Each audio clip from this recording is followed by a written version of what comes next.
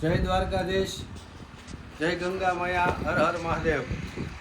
અહીંયા આજે મકર સંક્રાંતિના પૂર્વ તહેવાર નિમિત્તે આપણે હિન્દુ ધર્મનો તહેવાર, એવો પવિત્ર તહેવાર એટલે કે દાન પુણ્ય કરવાનો તહેવાર। તો આજે અમારે મહાદેવ આશ્રમમાં આજે 15 તારીખ છે। આજે પણ પુણ્યનો કાળ હોય। આજે 15 તારીખે પણ તમે સાંજ સુધી દાન કરી શકો।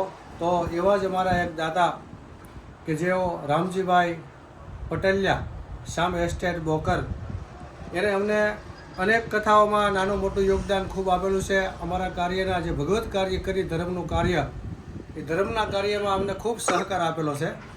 એવા રામજીભાઈ તરફથી પણ આ મકર સંક્રાંતિના કાલે જ એનો ફોન આવી ગયો કે દાદા, આશ્રમ માટે 25 કિલો ખાંડ અને 25 કિલો ચોખા અહીંયા આપણે મહાદેવ આશ્રમમાં સાધુ સંતો કોઈ અતિથિ આવે એના માટે રામજીભાઈ દ્વારા દાન આપ્યું।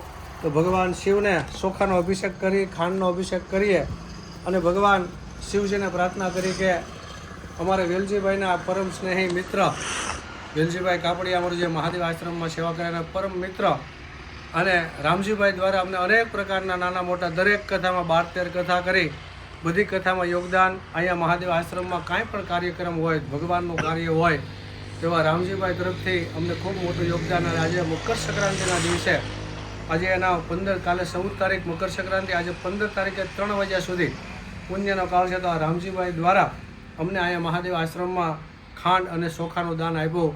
ભગવાન શિવજી અને પ્રાર્થના કરી કે અમારા રામજીભાઈના જીવનમાં ખૂબ પ્રગતિ થાય અને બધી મનની મનોકામના ભગવાન મહાવીર હનુમાનજી દાદા પૂરી કરે અને આવો જે અમારી ધર્મના કાર્યમાં સહકાર આપે એનું ભગવાન બધી જ મનોકામના પૂર્ણ કરે।